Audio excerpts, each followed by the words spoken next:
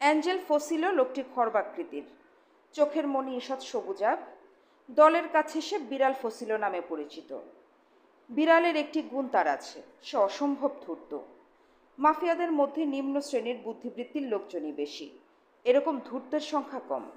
বস ভিকান্ডিয়া তাকে একটু বিশেষ স্নেহের চোখে দেখেন, এই একটি মাত্র কারণেই। ধূর্ত মানুষ সাধারণত সাহসী হয় না, ফসিলোও সাহসী নয়। তবে তার সাহসের একটা ভান আছে। অকারণে মারপিট শুরু করে, কথা বলে অত্যন্ত উদ্ধত ভঙ্গিতে, যে কোনো বিপজ্জনক কাজে আগ বাড়িয়ে যাওয়ার উৎসাহ দেখায়, সাহসের অভাব গোপন রাখার যথাসাধ্য চেষ্টা করে। আজ অ্যাঞ্জেল ফসিলোকে খুব খুশি দেখাচ্ছে। খুশির কারণ রহস্যাবৃত। বস ভিকান্ডিয়ার সঙ্গে আজ বিকালে কিছু কথাবার্তা হয়েছে, টেলিফোনে নয়, মুখোমুখি। এটি ফসিলোর খুশির কারণ হতে পারে, কারণ ভিকান্ডিয়া তার ভিলায় কাউকে ঢুকতে দেন না এবং মুখোমুখি কারোর সঙ্গে কথা বলেন না। বসদের নানান রকম সাবধানতা অবলম্বন করতে হয়, নিজের লোকদেরও নিরাপদ দূরত্বে সরিয়ে রাখতে হয়। ভাগ্যবান কয়েকজনই শুধু অল্প সময়ের জন্য তার দেখা পায়। ফসিলো সম্ভবত ভাগ্যবানদের দলে পড়তে শুরু করেছে। এটা খুশি হবার মতোই ঘটনা। অ্যাঞ্জেল ফসিলো শীষ দিতে দিতে গাড়ি থেকে নামল। তার গাড়িটা ছোট, কালো রঙের টু সিটার ডজ। অন্য সবার মতো দরজা লক করল না, কারণ গাড়ি চুরির মতো অপরাধ যারা করে তারা সবাই ফসিলো টু সিটারটা ভালোভাবে চিনে, এতে তারা হাত দেবে না। ফসিলো গম্ভীর ভঙ্গিতে এগিয়ে গেল। এটি একটি নতুন নাইট ক্লাব, মেক্সিকান এক ব্যবসায়ী এ মাসেই চালু করেছেন এবং অল্প দিনের মধ্যেই জমিয়ে ফেলেছেন। প্রচুর ভিড় হচ্ছে। এত অল্প সময়ে নাইট ক্লাব জমে যাওয়ার মূলে আছে দুটি মেক্সিকান যুবতী। এরা প্রত্যেকেই অসম্ভব রূপসী। প্রতি রাতেই 3টা করে শো করে, নাচের শো। নাচের পোশাক বিচিত্র, সমস্ত গা ঢাকা থাকে, কিন্তু সবার বাঁ স্তনটি থাকে নগ্ন। এই বিচিত্র পোশাক সবার কাছেই যথেষ্ট আকর্ষণীয় মনে হয়েছে। ফসিলোকে ঢুকতে দেখেই নাইট ক্লাবের ম্যানেজার হাসি মুখে এগিয়ে এলো। সিনিয়র ফসিলো যে, কী সৌভাগ্য! আসুন আসুন। ফসিলো ঘাড় ঘুরিয়ে চারদিক দেখতে লাগলো। স্টেজ অন্ধকার হয়ে আসছে, নাচ শুরু হবে এক্ষুনি। ফসিলো মৃদুস্বরে বলল, এক বুক দেখিয়েই শুনলাম পুরুষদের পাগল করে দেয়া হচ্ছে।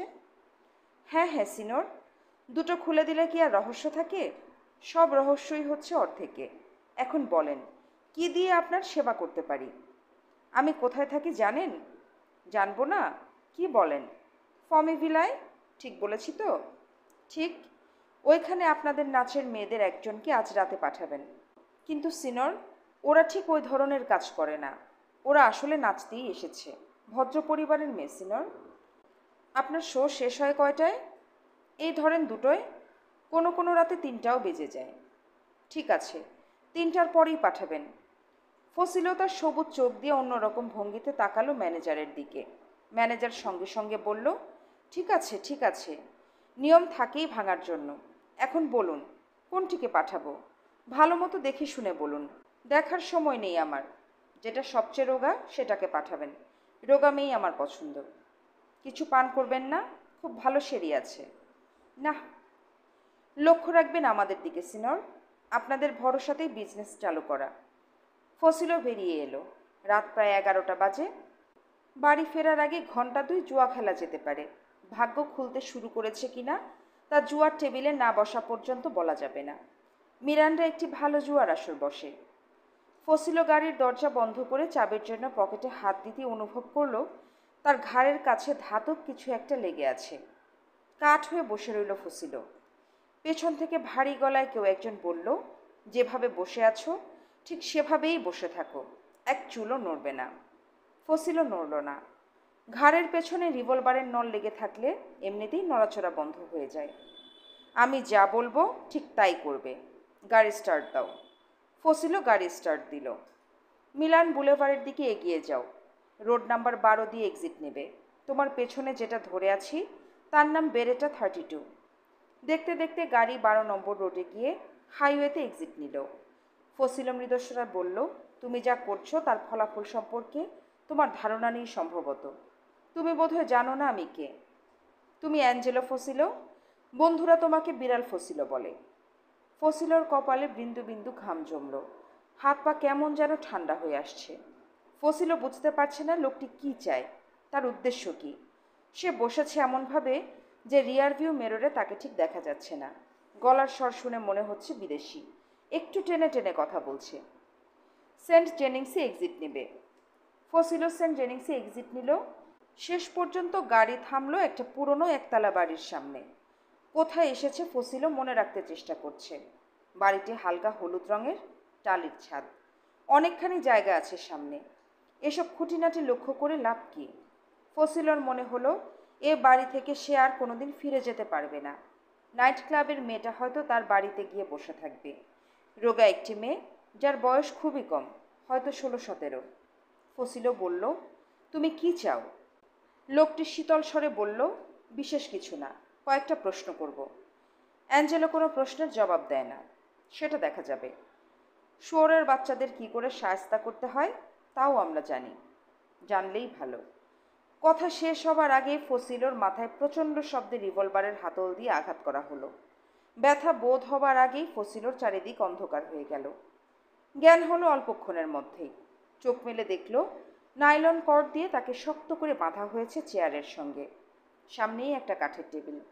টেবিলের উপর দুটো পেতলের 8 ইঞ্চি সাইজের পেরেক এবং বড় একটা হাতুড়ি।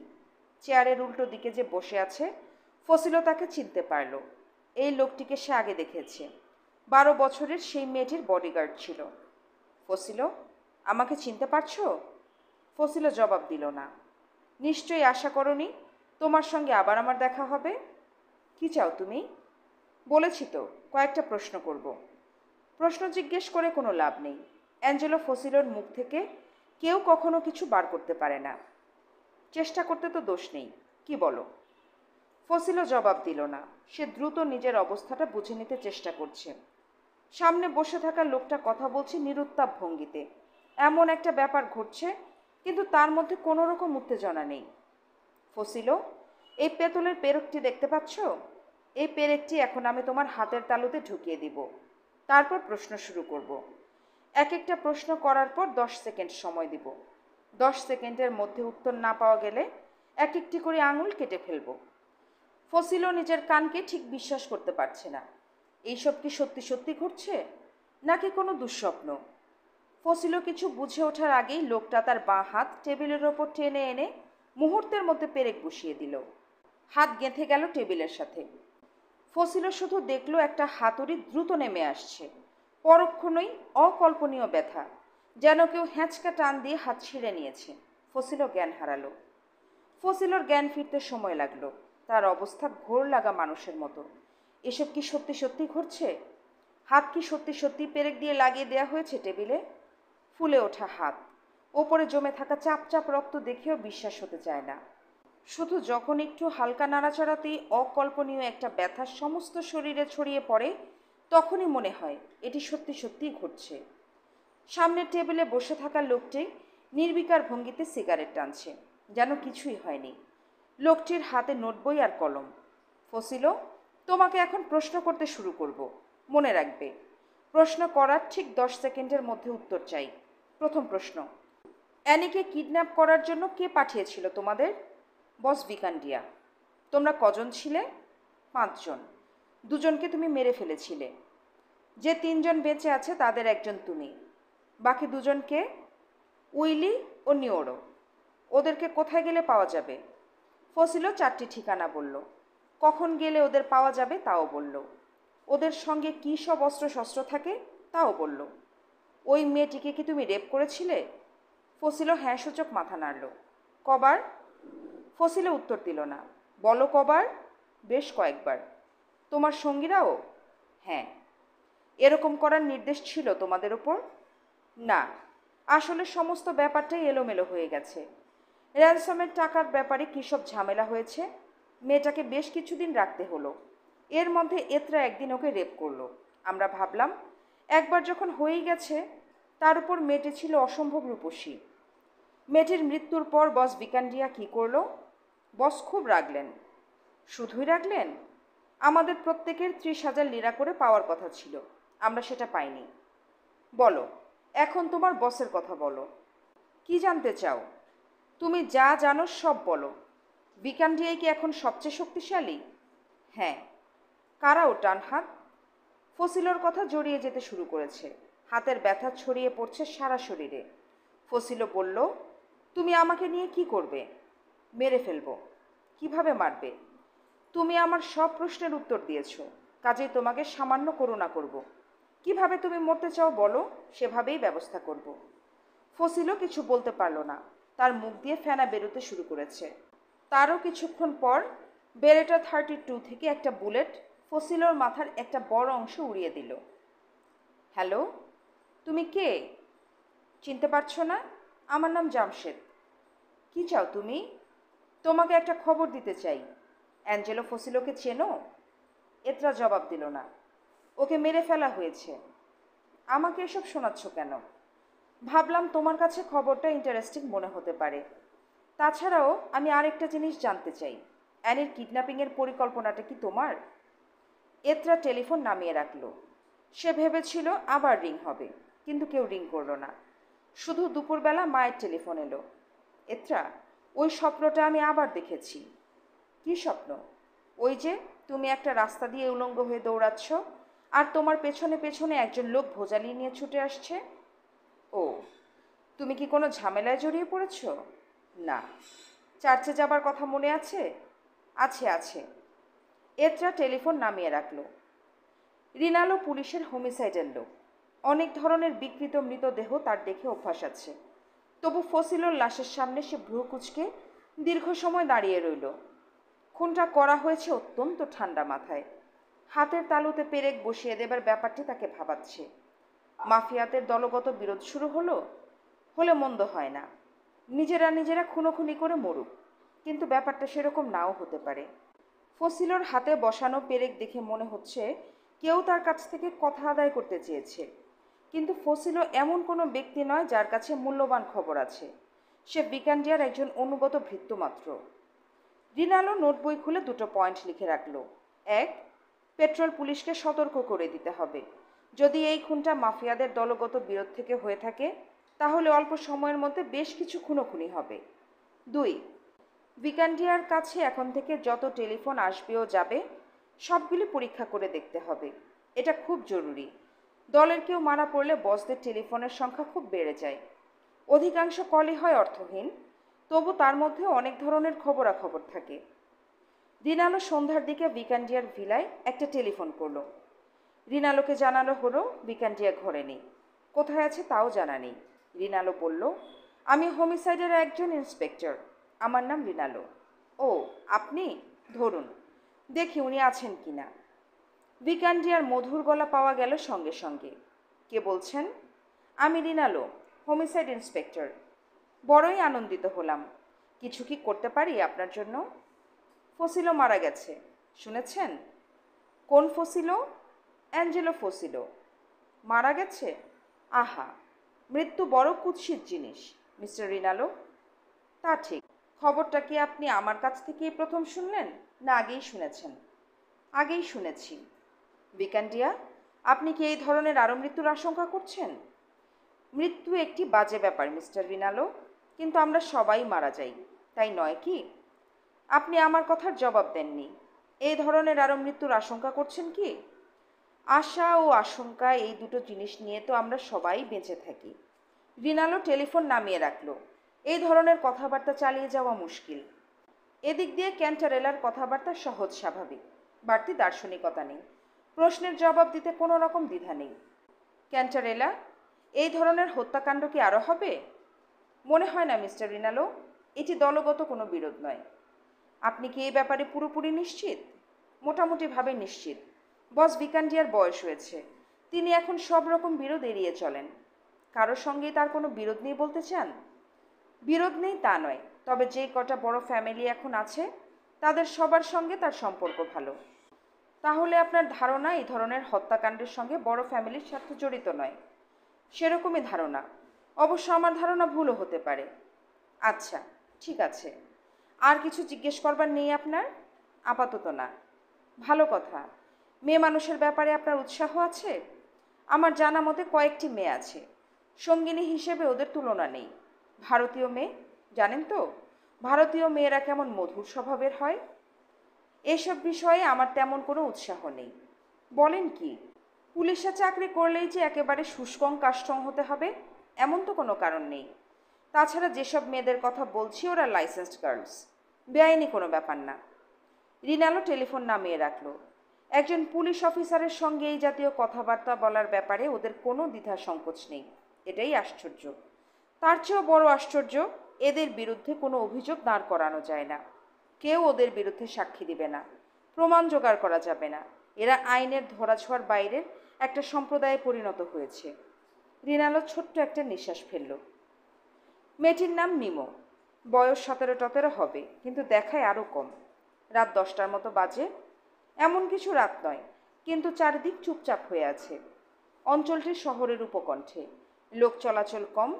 বাংলো প্যাটার্নের এই বাড়িটির চারিদিকে উঁচু দেয়াল, দুজন রক্ষী পাহারা দেয় পালা করে। এই বাড়িটির সঙ্গে বাইরের যোগাযোগ নেই বললেই হয়, কিন্তু নিমোকে সেই ব্যাপারে খুব একটা উদ্বিগ্ন মনে হয় না। সে এইরকম বন্দি জীবনে মনে হয় অভ্যস্ত হয়ে গেছে। খুটখুট করে দরজায় টোকা পড়ল। নিমো বলল, কে? কোনো জবাব পাওয়া গেল না। উই এসে গেছে নাকি? উই সাধারণত রাত 11টার দিকে এসে যায়, বাকি রাতটা এখানেই কাটায়। আজ একটু সকাল সকাল এসে পড়লো নাকি? নিমো আবার বলল, কে? উই। খুটখুট করে 2বার শব্দ হলো, কিন্তু কেউ জবাব দিল না। রক্ষীদের কেউ এসেছে কি? কিন্তু ওদের কি এত সাহস হবে? উইর কঠিন আদেশ আছে, যেন ওরা বাড়ির কম্পাউন্ডের ভেতরে না ঢোকে। সেই আদেশ অমান্য করবার সাহস ওদের হবে না। কিন্তু মাঝে মাঝে সবারই কি একটু আধটু আদেশ অমান্য করতে ইচ্ছে করে না? নিমোর তো সবসময় ইচ্ছে করে। আচ্ছা, রক্ষীদের কেউ যদি হয়, তাহলে দরজা খোলা মাত্র ওরা ভয়ানক অবাক হবে। ওরা নিশ্চয়ই স্বপ্নেও ভাবেনি সম্পূর্ণ নগ্নদেহের একটা মেয়ে দরজা খুলে দেবে। এরকম দৃশ্য শুধু স্বপ্নেই দেখা যায়, বাস্তবে দেখা যায় না। নিমো হাসি মুখে দরজা খুলে দিল। দরজার ওপাশে অপরিচিত একজন লোক রিভলভার উঁচিয়ে দাঁড়িয়ে আছে। নগ্নদেহের নিমোকে দেখে তার কোনো ভাবান্তর হলো না। ভারী গলায় বলল, অসময়ে তোমাকে বিরক্ত করছি, খুবই লজ্জিত। কোনো রকম চেঁচামেচি করবে না। নিমো কোনো শব্দ করল না। লোকটি ঘরে ঢুকে পড়ল। নিমো মৃদুস্বরে বলল, তোমার নাম কি? জামশেদ। তুমি কি চাও? আমার সঙ্গে কোনো টাকা পয়সা নেই। আমি টাকা পয়সার জন্য আসিনি। তাহলে কি জন্য এসেছো? আমার সঙ্গে বিছানায় যাবার জন্য? না। নিমো দেখল লোকটা তার দিকে ফিরেও তাকাচ্ছে না। তুমি ঢুকলে কিভাবে? ঢুকতে খুব একটা অসুবিধা হয়নি। লোকটির মুখে ছোট্ট একটি হাসি। এর মধ্যে হাসির কি আছে? কি চাও তুমি? তোমার কাছে উই নামের যে লোকটা আসবে, ওর মাথায় আমি বেরেটা 32-র 3টা বুলেট ঢুকিয়ে দেব। সেজন্যই এসেছি। উই যে এখানে আসে তা তো তোমার জানার কথা নয়। নিমো আবার লক্ষ্য করল লোকটির মুখে হালকা একটু হাসি। উইকে মারতে চাও কেন? ও 12 বছরের একটা মেয়েকে রেপ করে মেরে ফেলেছে। মেয়েটির নাম অ্যানি। নিমোর মুখ সাদা হয়ে গেল। কি বলছে এই লোক? নিমো চাপা স্বরে বলল, উই এরকম হতেই পারে না। তুমি কি উইর স্ত্রী? না, তবে আমরা শিগগিরই বিয়ে করব। তুমি হাসছো কেন? এর মধ্যে হাসির কি আছে? তোমার মতো বেশ কয়েকটা মেয়ে আছে উইর। ওদের সবাই হয়তো জানে উইর সঙ্গে তাদের বিয়ে হবে। নিমো জবাব দিল না। লোকটি সিগারেট ধরালো। আর ঠিক তখনই বাড়ির সামনে একটা বড় গাড়ি থামলো। সিগারেট অ্যাস্ট্রেতে গুজে দিল লোকটি। এই মেয়ে, শোনো, তুমি সব সময় যেভাবে দরজা খোলো ঠিক সেইভাবে খুলবে। খোলা মাত্রই চেষ্টা করবে প্রথম সুযোগেই দূরে সরে যেতে। আর যদি দূরে না সরি, যদি উইকে জড়িয়ে ধরে থাকি, তাহলে তোমাদের দুজনকে গুলি করব। কি ঠান্ডা কণ্ঠস্বর! কোনো সন্দেহ নেই এই লোক দুজনকে মারতে কিছুমাত্র দ্বিধা করবে না। নিমো দেখল লোকটি দরজা বন্ধ করে বাঁ দিকে ড্রেসিং টেবিলের কাছে সরে গেছে। উইয়ের ভারী পায়ের শব্দ শোনা যাচ্ছে। নিমোর ইচ্ছে হলো প্রাণপণে চেঁচিয়ে উইকে সাবধান করে, কিন্তু তার গলা দিয়ে কোনো স্বর বেরোলো না। উই যখন দরজায় টোকা দিয়ে বলল, কোথায় আমার ময়না পাখি, দেখুন হাসি, তখন সে অন্য দিনের মতোই দরজা খুলে দিল। উই ঘরে ঢুকলো নিমোকে জড়িয়ে ধরে। আর ঠিক সেই সময় একটি ভারী গলার স্বর শোনা গেল, ভালো আছো উই? আমাকে চিনতে পারছো আশা করি। উই নিমোকে ছেড়ে দিয়ে দ্রুত হাত ঢোকালো প্যান্টের পকেটে। আর ঠিক তখনই পরপর 3বার গুলি হলো। নিমো কিছুই বুঝতে পারছে না। সব কিছু স্বপ্নের মতো মনে হচ্ছে। সে দেখছে উইয়ের প্রকাণ্ড দেহটা খাটের পাশে কাত হয়ে পড়ে যাচ্ছে। বিদেশি লোকটা কি যেন বলছে তাকে। কি বলছে? সব কিছু অস্পষ্ট, ধোঁয়াটে। এই মেয়ে, তুমি কাপড় পরে নাও, পুলিশ আসবে এক্ষুনি। ওদের সামনে কি এরকম ন্যাংটো অবস্থায় বের হওয়া ঠিক হবে? লোকটা বাতি নিভিয়ে ঘর অন্ধকার করে বের হয়ে গেল। খুব ছুটোছুটি হচ্ছে বাইরে। রক্ষী দুজন দৌড়ে আসছে সম্ভবত। উইর গাড়িতেও যে একজন দেহরক্ষী সবসময় থাকে, সেও ছুটে আসছে। নিমোর মনে হলো এখন প্রচুর গুলাগুলি শুনবে, কিন্তু সেরকম কিছুই শুনল না। সে কি জ্ঞান হারাচ্ছে? উইর পড়ে থাকা বিরাট শরীরের দিকে তাকিয়ে মুখ ভর্তি বমি করল। গা গুলাচ্ছে। ঘরবাড়ি কেমন যেন দুলছে। নিমো দ্বিতীয়বার বমি করল। রিনালোর অফিস ঘরটি ঠান্ডা, এয়ার কুলার আছে, তার উপর একটি ফ্যান ঘুরছে। তবু নিমো ঘামতে লাগলো। পুলিশের ব্যাপারে নিমোর কোনো পূর্ব অভিজ্ঞতা নেই। ভাষা ভাষা একটা ধারণা যে পুলিশ অফিসাররা নির্দয় প্রকৃতির হয় এবং উল্টোপাল্টা প্রশ্ন করে সহজেই ফাঁদে ফেলে দেয়। কিন্তু এই অফিসারের বয়স অল্প এবং সে প্রশ্ন করছে খুবই আন্তরিক ভঙ্গিতে। কফি খেতে দিয়েছে, কথা বলছে নরম গলায়, যদিও কথাগুলো শুনতে তার মোটেই ভালো লাগছে না। তুমি কি একজন প্রস্টিটিউট? জি না। না বলছো কেন? তুমি তো থাকছিলে রক্ষিতার মতো। উইয়ের হাতে পড়ার আগেও অনেক পুরুষের সঙ্গে থেকেছ, থাকুনি? নিমো চুপ করে রইল। তুমি কি জানতে উই পতিতাবৃত্তির একটা বড় অংশ পরিচালনা করে? না। উইয়ের সঙ্গে যেসব মেয়েরা থাকে তারা পরে বিভিন্ন রকম পতিতাবৃত্তিতে জড়িয়ে পড়ে বা পড়তে বাধ্য হয়। এটা তুমি জানতে না? জি না। উই আমাকে বিয়ে করবে বলেছিল। তাকে তুমি এখনো বিশ্বাস করো? আমার বিশ্বাস অবিশ্বাস উই বেঁচে থাকলে প্রমাণ হতো। সেটা তো এখন আর প্রমাণ করার কোনো পথ নেই। যে লোকটা উইকে মারল সে কি একজন বিদেশি? হ্যাঁ। কি করে বুঝলে? টেনে টেনে কথা বলছিল। তার চেহারাও বিদেশিদের মতো, নামটাও সেরকম। সে কি তোমাকে তার নাম বলেছে? হ্যাঁ। কি নাম? আমার মনে নেই। সে বলেছে অ্যানির মৃত্যুর জন্য সে শাস্তি দিচ্ছে। হ্যাঁ। আচ্ছা, সে কি তার নাম জামশেদ বলেছে? আমার মনে পড়ছে না। লোকটার কোনো বৈশিষ্ট্য তোমার মনে পড়ে? লোকটি খুব ঠান্ডা মাথায় সমস্ত ব্যাপারটা ঘটালো। সে এতটুকুও উত্তেজিত ছিল না। গুলি করবার আগে লোকটি কোনো কথাবার্তা বলেছে?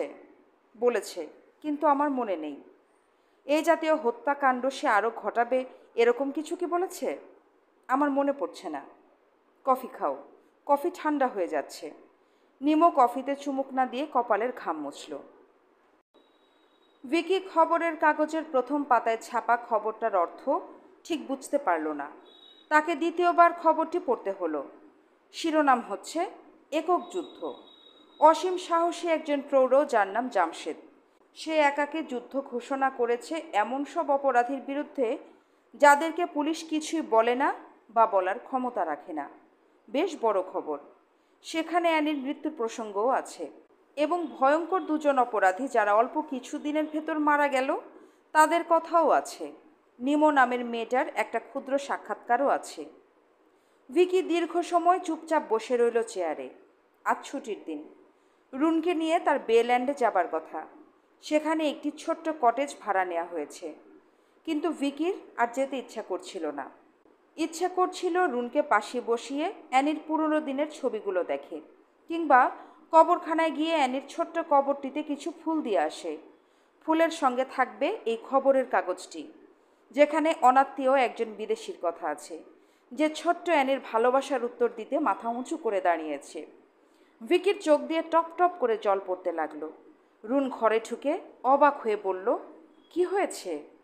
এই খবরটা পড়ো। রুন নিঃশব্দে পড়ল। তার চেহারা দেখে মনে হলো না তার কোনো ভাবান্তর হয়েছে।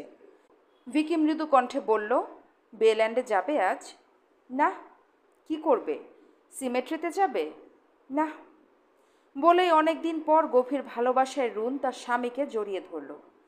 ফোঁপাতে ফোঁপাতে বলল, আমার মেয়ে আর অন্ধকার কফিনে শুয়ে শুয়ে কাঁদবে না। অন্তত একজন তার ভালোবাসার সম্মান রেখেছে। আমার মা মনির আজ খুব আনন্দের দিন। রিনালো অফিসে এসেই শুনল তাকে কবার টেলিফোনে খোঁজা হয়েছে এবং বলা হয়েছে অফিসে পৌঁছা মাত্রই সে যেন এই নাম্বারে যোগাযোগ করে, বিশেষ প্রয়োজন। রিনালো দেখল নাম্বারটা অপরিচিত। কে হতে পারে? ডায়াল ঘোরানো মাত্রই মধুর স্বর শোনা গেল। ভিকান্ডিয়া বলছি। আমি রিনালো। কি ব্যাপার? আজকের খবরের কাগজ দেখেছেন মিস্টার রিনালো? হ্যাঁ। বিশেষ কোনো খবর আপনার চোখে পড়েছে কি? কোনটির কথা বলছেন? লাওসের হাঙ্গামা? না, লাওস নিয়ে আমার কোনো মাথা ব্যথা নেই। আপনি কি দেখেননি খবরের কাগজের লোকেরা কিভাবে একজনকে হিরো বানিয়ে ছেড়ে দিয়েছে?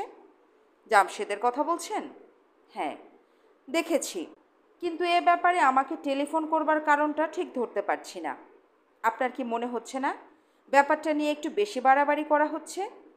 আপনি ভুল জায়গায় টেলিফোন করেছেন। আমি খবরের কাগজের লোক নই মিস্টার রিনালো। আমি ঠিক জায়গাতেই টেলিফোন করেছি। তার মানে আপনি নিশ্চয়ই লক্ষ্য করেছেন কোনো কাগজেই এত বড় একজন হিরোর কোনো ছবি ছাপা হয়নি, এবং আমি যতদূর জানি পুলিশ বিভাগ ছবি ছাপতে নিষেধ করেছে। পুলিশ বিভাগের স্বার্থ? লোকটা বিদেশি, ছবি ছাপা হলেই সে পরিচিত হয়ে পড়বে, দ্রুত ধরা পড়বে। আপনারা চান না সে ধরা পড়ুক। আপনার এই রকম অনুমানের কোনো ভিত্তি আছে কি? কিছুটা আছে। আমরা ওর ছবি দিয়ে পত্রিকায় বিজ্ঞাপন দিতে চেয়েছিলাম। পত্রিকাওয়ালারা সেটা ছাপতে রাজি নয়। অপরাধীকে ধরিয়ে দিন, এই শিরোনামের বিজ্ঞাপন। আপনারা এই জাতীয় বিজ্ঞাপন দিতে শুরু করেছেন? বিজ্ঞাপনটা দেয়া হয়েছিল উদ্বিগ্ন জনসাধারণের নামে।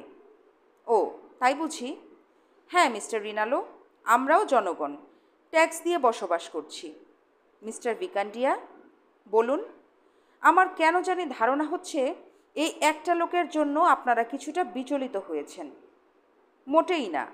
পত্রিকাওয়ালারা জিনিসটাকে একটা সেন্টিমেন্টাল রূপ দিতে চাচ্ছে, সেইখানেই আমার আপত্তি। লোকটা কিন্তু খুব সহজ পাত্রও নয় মিস্টার ভিকান্ডিয়া।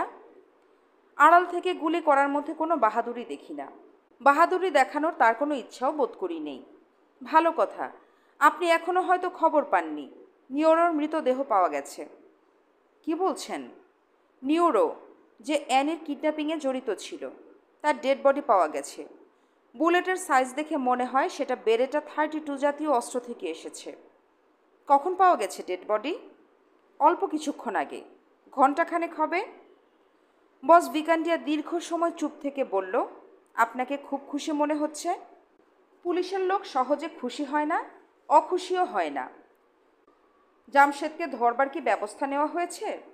এসব পুলিশের ব্যাপার, ও নিয়ে কৌতূহল প্রকাশ না করাই ভালো। আমার মনে হচ্ছে পুলিশ ওকে ধরবার কোনো রকম চেষ্টাই করছে না। করছে কি? রিনালো নিঃশব্দে হাসল, জবাব দিল না। হ্যালো রিনালো। রিনালো টেলিফোন নামিয়ে রাখল। প্রতিটি প্রভাতী সংবাদপত্রের প্রথম পাতায় নিউরোর মৃত্যুর সংবাদ ছাপা হলো। ছবি ছাপা হলো অ্যানির।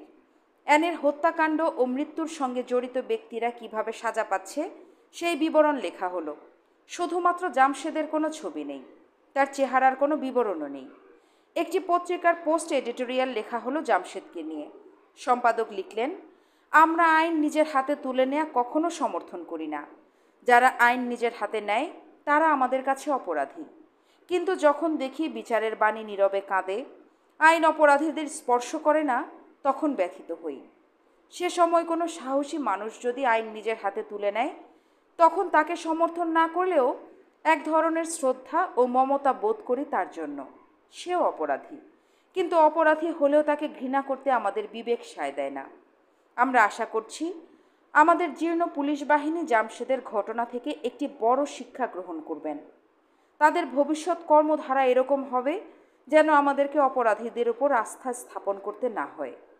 লা বেলে পত্রিকায় আরও একটি মজার খবর ছাপা হলো। দুটি নাগরিক কমিটি বৈঠকে বসে ঠিক করেছে জামশেদের নিরাপত্তার ব্যাপারে তারা সব রকম সাহায্য দেবে। বৈঠকের শেষে তারা জামশেদের জন্য বিশেষ প্রার্থনার ব্যবস্থা করেছে। শহরে এখন অনেক গাড়ি দেখা যেতে লাগলো, যাদের গায়ে নতুন ধরনের সব স্টিকার।